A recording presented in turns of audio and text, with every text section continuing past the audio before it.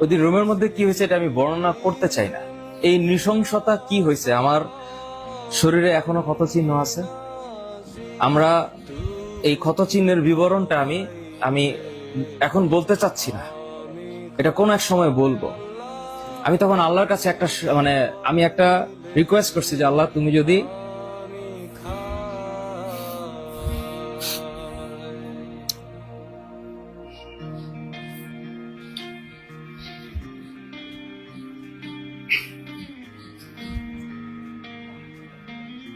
বিশ মিনিট 20 মিনিটের মতো মারা হয়েছে, এবং এই 20 মিনিটে